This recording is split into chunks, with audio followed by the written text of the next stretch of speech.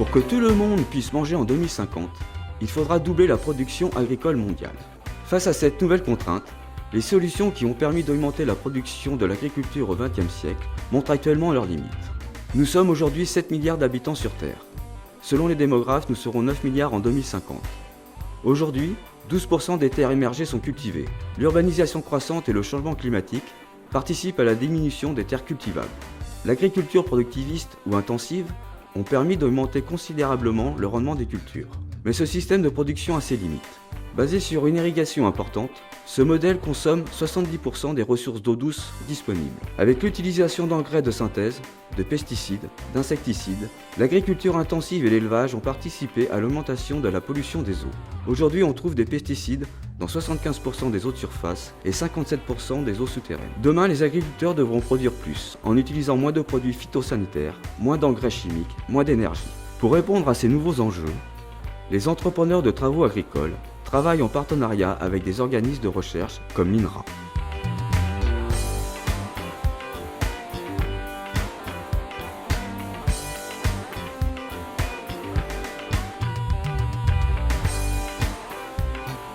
Je travaille sur les systèmes laitiers en m'intéressant notamment à la façon dont on alimente les vaches, à la façon dont elles se reproduisent et aussi aux aspects génétiques qui les concernent. Donc le concept d'agroécologie en fait est un concept qui va essayer de marier à la fois l'agronomie et l'écologie et d'essayer de tirer le meilleur profit de la capacité naturelle des systèmes à produire en limitant les intrants et en valorisant leurs propres ressources. Et l'idée c'est de renforcer l'autonomie protéique pour à la fois renforcer l'économie des systèmes d'exploitation et également renforcer la capacité des élevages à produire en eux-mêmes la nourriture nécessaire aux troupeaux. On va donc avoir plusieurs leviers possibles pour ça. Le premier et le plus souvent cité concerne les légumineuses fourragères, trèfle blanc, trèfle violet, mais aussi les légumineuses sous forme de graines, févrole, lupin, comme on peut voir depuis peu dans le bassin de Rennes. Et ces légumineuses ont la fabuleuse capacité de fixer l'azote atmosphérique, un azote qui est gratuit, renouvelable et quasiment intarissable. Et le deuxième élément concernant l'azote, ça va être le recyclage de ces déjections animales qui vont être en fait des fabuleux fertilisants.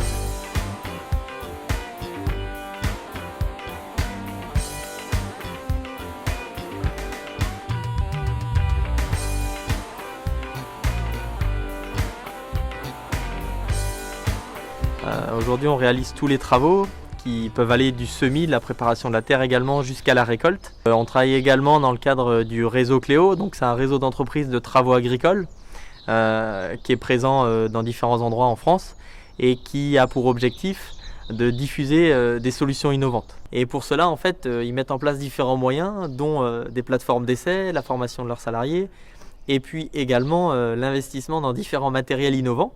Il se trouve qu'il y a différents dossiers. Le premier a été l'épandage d'engrais modulés avec des outils de type N-Sensor comme vous avez ici. C'est un outil qui permet d'épandre les engrais minéraux.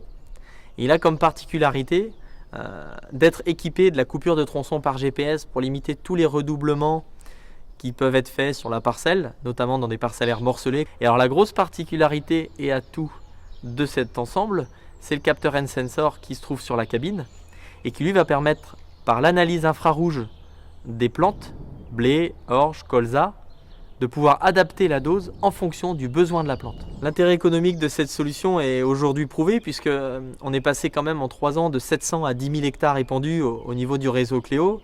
La croissance semble se poursuivre et pour preuve, c'est les rendus des agriculteurs.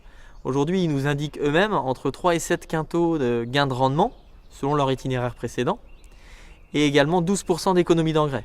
Autrement dit, un peu moins d'engrais, un peu plus de rendement. Le résultat se démontre dans les surfaces qui se développent.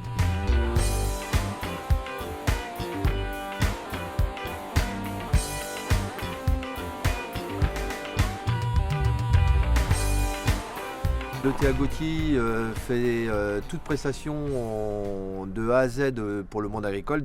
Le Pronto 6 AS, c'est un semoir de chez Horsch. Ce semoir est équipé de double trémie et double ligne de semis.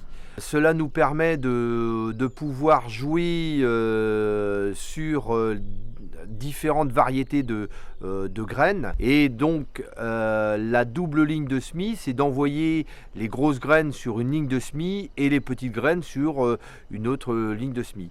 Ceci aide à la préparation du sol. Donc par exemple, on peut avoir des radis qui vont travailler le sol en surface et de la facélie qui vont descendre, des graines qui vont descendre beaucoup plus en profondeur pour ameublir le sol. Donc un bon couvert végétal permet d'améliorer la structure du sol, que ce soit en superficie comme en profondeur. Et pour la culture d'après, c'est des unités d'azote gratuites qui permettra à l'agriculteur de faire des gains. Donc on peut gagner, un bon couvert végétal peut faire gagner 30 à 35 unités d'azote. Devant ce semoir, nous avons un tracteur équipé de RTK qui pilote le semoir dans la densité de semis au niveau des trémies, mais aussi nous permet d'avoir une précision de 1 à 3 cm, donc ce qui évite de redoubler et donc économie de semences. Cet équipement matériel permet d'associer différents types de graines, donc févrole, facélie, avoine, et donc d'avoir des mélanges céréales protéagineux. Ceci va lui permettre d'avoir un peu une autonomie protéique dans son exploitation, et lorsqu'on voit les coûts du soja qui sont hyper élevés, ça va lui permettre d'être autonome dans son exploitation.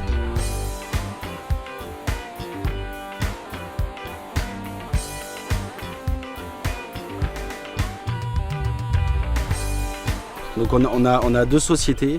On a une activité d'entreprise agricole où on fait tous travaux de A à Z et la ferme.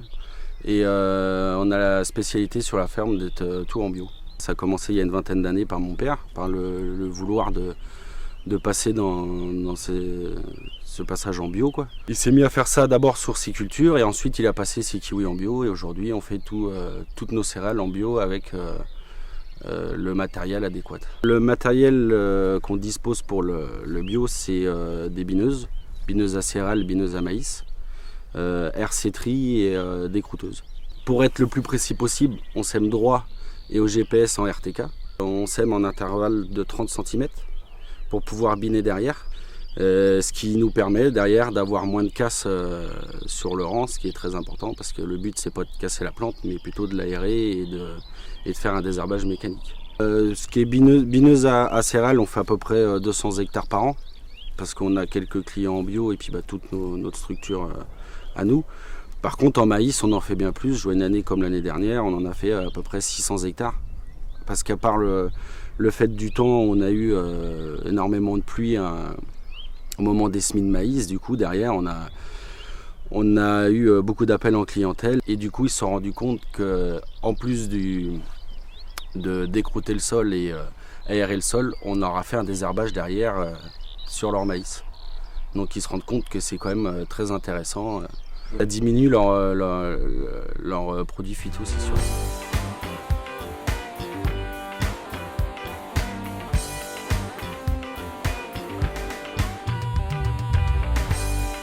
Cette activité, donc, c'est tous les travaux agricoles en passant de l'épandage au semis et à la récolte. Donc le matériel qui est derrière moi, donc, c'est une moissonneuse batteuse, une New Holland, une CR 9080.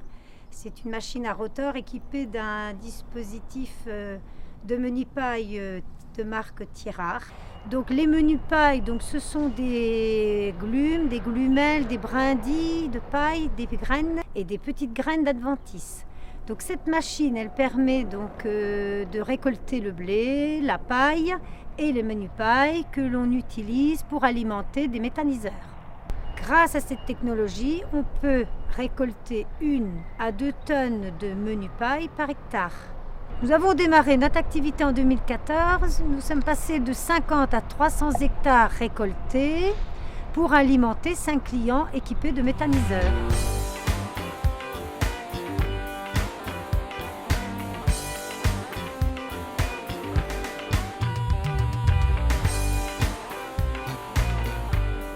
Le ministère de l'Agriculture s'appuie sur les études de l'INRA pour le développement de l'agroécologie dans les exploitations agricoles. Au travers des reportages que nous avons pu découvrir, nous sommes la solution pour répondre aux exigences de la nouvelle agriculture. Les 23 000 entreprises de travaux agricoles doivent accompagner nos clients vers de nouvelles techniques culturales. Les entrepreneurs sont des spécialistes de l'agroéquipement en répondant à l'objectif d'autonomie dans les exploitations agricoles. Nous sommes aussi des acteurs de la triple performance économique, sociale et environnementale. Nous investissons plus d'1 milliard d'euros dans du matériel innovant.